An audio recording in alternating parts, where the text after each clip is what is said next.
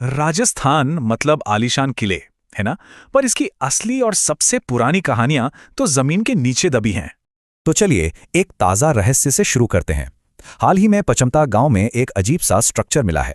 पता है ये कितना पुराना है? 4000 साल। ये ताम्र पाषाण काल का है, जब तांबे और पत्थर दोनों के औजार चलते थे। पर सवाल ये है कि आखिर ये था क्या? अन्न का गोदाम? कोई सरकारी सेंटर? ये खोज पूरा इतिहास बदल सकती है। इसे बनाने वाले लोग थे आहड़ बनास संस्कृति के। ये लोग मशहूर सिंधु घाटी सभ्यता के समय में ही रहते थे। दिलचस्प बात यह है कि आहड़ बनास को सभ्यता नहीं बल्कि एक संस्कृति माना जाता है। मतलब पैमाने में छोटी पर अहम। इससे अंदाजा लगता है कि राजस्थान का इतिहास कितना पुराना है, इस ताम्रपाषाण काल से भी कहीं ज्यादा गहरा।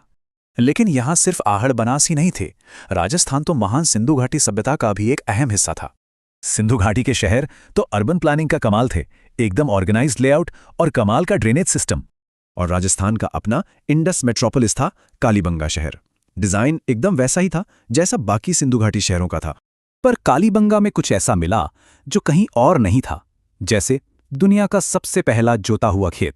जब ये पुरानी सभ्यताएं खत्म हुई तो लोहे का जमाना आया और इसके साथ ही उदय हुआ शक्तिशाली साम्राज्यों का। ये दौर था महाजनपदों का। इनमें से मत्स्य और शूरसेन जैसे राज्यों का इलाका आज के राजस्थान में पड़ता था। मत्स्य साम्राज्य की राजधानी थी विराट नगरी, जिसे हम आज बैराट कहते हैं। ये जगह तो मानो इतिहास का खजाना है। बैराट में क्या क्या मिला? एक पुराना बौद्ध मंदिर और तो और सम्राट अशोक का एक मशहूर शिलालेख भी। वहीं एक बर्तन से इंडो ग्रीक राजाओं के इतने सिक्के मिले, पूरे 28। तो इससे साबित होता है कि बैराट एक बड़ा ट्रेडिंग सेंटर था। इसका कनेक्शन सिकंदर के बाद के यूनानी राज्यों तक था। और यहीं हम वापस उस पहली कहानी पर आते हैं। दरअसल पचामता की खुदाई एक रेस्क्यू मिशन थी। रिपोर्ट्स बताती हैं कि हमारी ये प्राचीन विरासत खतरे में है। इससे पहले कि हम इनकी कहानी जानें, ये खत्म हो रही हैं।